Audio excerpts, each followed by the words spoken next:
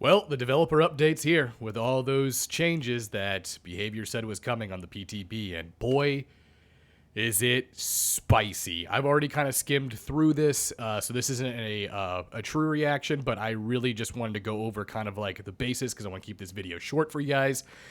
And essentially, the Mori tokens the add-ons are disappearing. We knew that was coming. They had announced that a while back, and we knew it was going to be being replaced with this whole last standing, which I am 100% for. I think Mori tokens were kind of redundant and didn't really make any sense, and I think Moris should be kind of just part of the game as opposed to viewing them as like a toxic thing. However, some of the other changes that are going to be discussed here are questionable. Basically, we got the last standing, so when all other survivors are dead, dying, hooked, or have escaped, you become the last standing. Both your and the, a little typo there, both your and the killers, senses are heightened, granting you a wider field of view. Rescuing a survivor will end the last standing phase, but being downed as the final survivor, on the other hand, will trigger the finishing Mori. Now, it's also going to teleport you to a portion of the map that's free, so there's no longer going to be any clipping or censoring of Moris, which is cool. Excuse me. One thing that is a little weird, though, is the actual Memento Mori offerings. So apparently the offerings now are going to grant you additional blood points, depending on how many survivors were killed, and ending the match with a Mori, which is weird because they literally got rid of the blood point bonus on barbecue because they didn't want to give any more blood point bonuses, but they're literally doing it right here. So now it's just more beneficial to play killer if you guys are going to be blood point farming, especially with these the Mori offerings. I said add-ons earlier. But the perk updates, this one's crazy.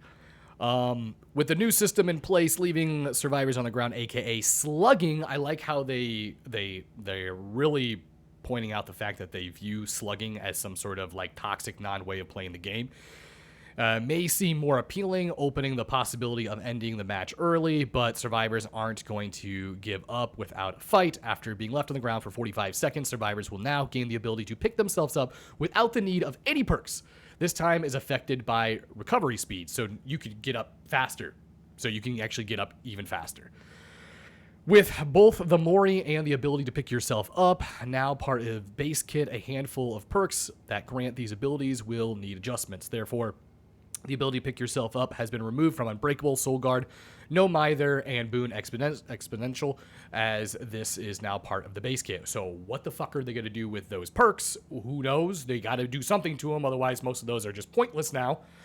The ability to Mori survivors has been removed from Rancor, Hex, Devour Hope, as this is now part of just base kit, yet all of those allowed you to Mori, Rancor Mori 1, but Devour Hope allowed you to Mori multiple people. So now Moriing more than one person in a game just isn't going to happen anymore unless, are they going to change Tombstone pieces? Is Tombstone pieces going to change for Michael? Who knows? Where it doesn't describe it, doesn't explain it.